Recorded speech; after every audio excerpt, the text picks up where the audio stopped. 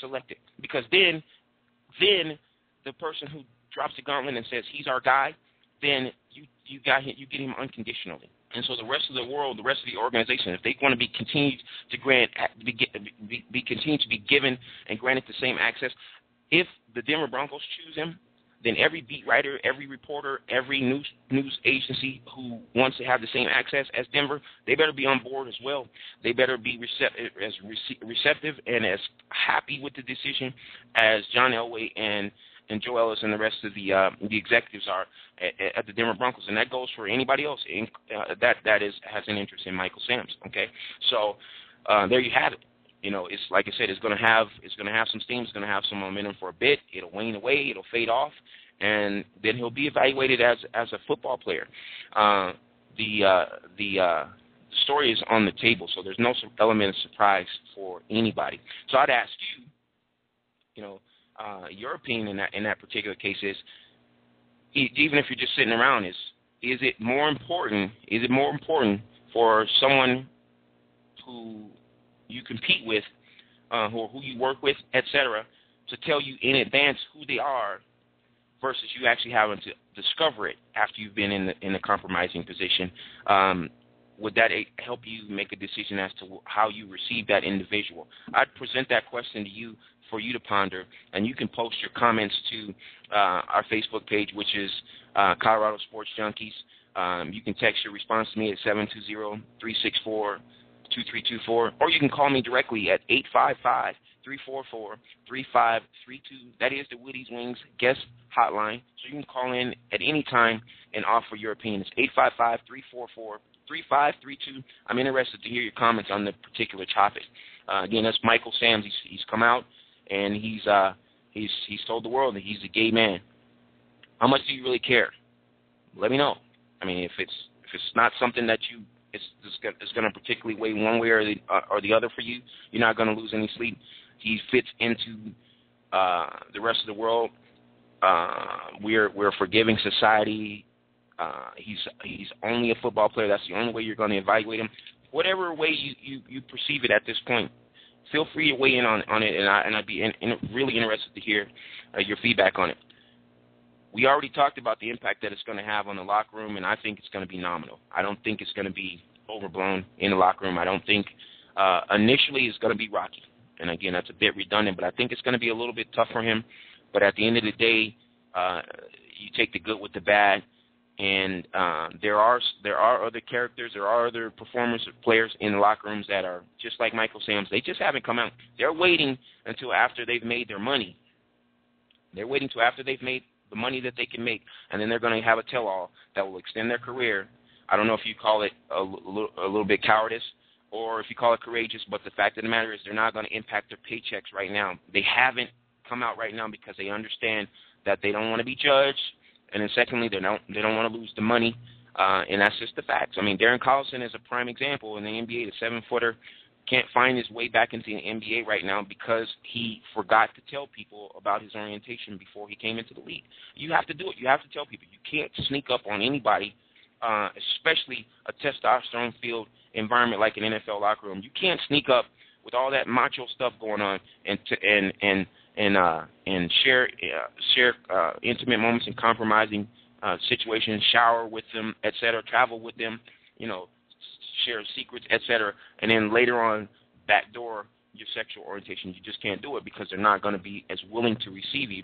And for that matter, if you ever lose your position in the NFL or you take a step away from it, it'll be very difficult for you to find your way back in. Okay, so some say that Michael Samms' timing is impeccable, and perhaps that is his own motivation for doing so. So it's funny because his stepfather said, well, it's not funny, but it's a fact. His stepfather said he knew it when he was growing up. He knew Michael Samms was gay when he was growing up. He knew it. He could see it. And it goes to what I'm talking about right now is that there's certain things that you do as a man. There's certain ways that you talk. There's certain ways that you carry yourself, certain mannerisms you have, and it's very difficult to conceal those.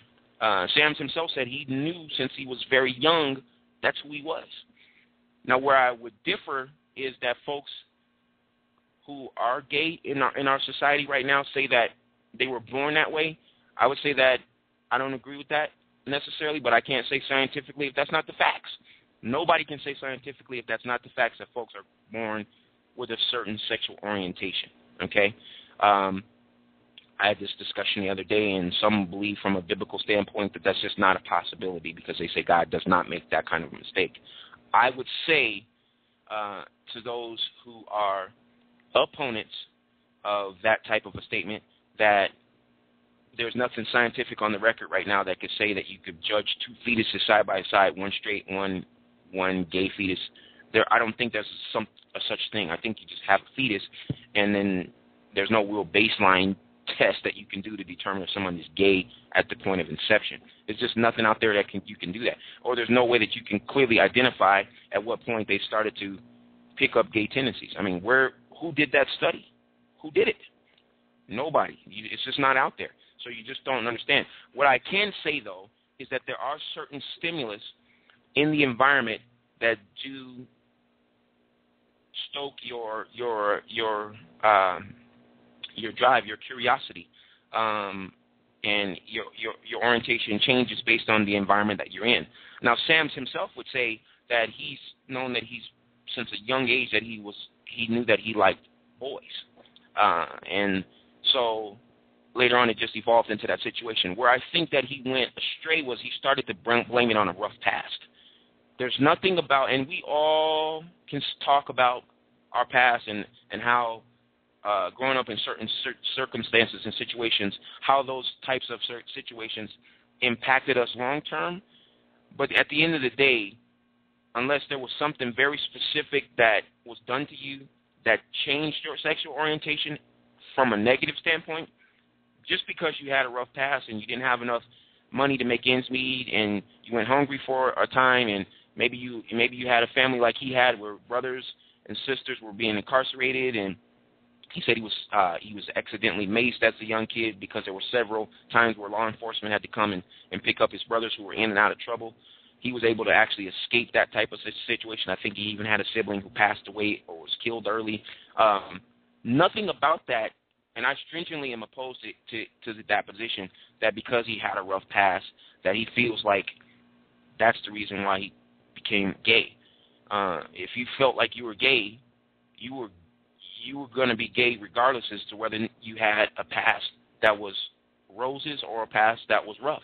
You were still going to be gay. If you felt like that was your orientation back then, and that's who you were inclined to appreciate more would be men, it wouldn't matter if a bulldozer ran through your front door and killed all of your family members, or if you grew up with a silver spoon in your mouth, you still were going to land on the side of the aisle that you were going to land on. And like you say, if you were inclined to deal with men, then that's what you were ultimately going to deal with regardless of your circumstances. So I don't agree with that, Michael Sams. That is because of your past that you became gay. It's because of you that you became gay, period, not in the discussion. So good luck to you, Michael Sams, and I hope that for those of you that are hearing this and that you're receptive of it, that you do reach a decision on Michael Sams openly, and the way that society reaches decisions on everyone. That's the only way that we should be able to look at this, just objectively. Is he going to be a contributor to society that does positive things? I would wager to say he will be. We've never heard anything negative about Michael Sams until some of you who perceive this as a negative heard about this news. Some of you, this, again, is not a big deal. So, again, let's look at the situation very objectively and judge him for his value on the field. And I would consider this, what I would consider this is an off-the-field situation, and that's the where it should be ultimately left, okay? Unless you are a person like Darren Sharper. Now, if you're a person like Darren Sharper, then, and these accusations prove to be true, then you should be judged based on your actions now, okay? You have it all going, Darren Sharper. Again, and we're talking about allegations, and again, there's as many as 13 separate incidents that have been reported, one of which there were 2 women that were the alleged victims. Now, all reports right now indicate that Darren Sharper goes into different parts of the state different parts of the country. This is a 1997 to 2010 NFL football player, 6-time All-Pro, 5 Pro Bowls, 2 Super Bowl appearances, 1 with the Saints, 1 with the Packers as a rookie. He's gone and basically recruited victims that he coerces back to his hotel room and then ultimately drugs them with a cocktail of morphine and Ambien. Deadly combination to most. And these women, while they're in their sleep, they're knocked out state, phase state, or whatever. Oh, I back up a little bit. He offers them a drink after he tells them that he's got to go to the hotel, back to his hotel room and make a stop. He meets him in a nightclub, tells him he's got to go back to the hotel room and pick up some things. Then he goes back to the hotel room, offers them a drink while they're waiting on him to pick up some things, and then he slips them a morphine, Ambien cocktail in their drinks.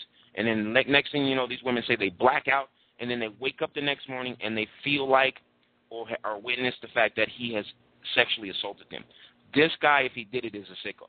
He's a sicko, and he deserves to have the law leveled to him at the fullest extent. I mean, I've never seen anything crazier, okay? Power and control, cognitive thinking, as Tasha on our page advanced, is that his cognitive reasoning is off.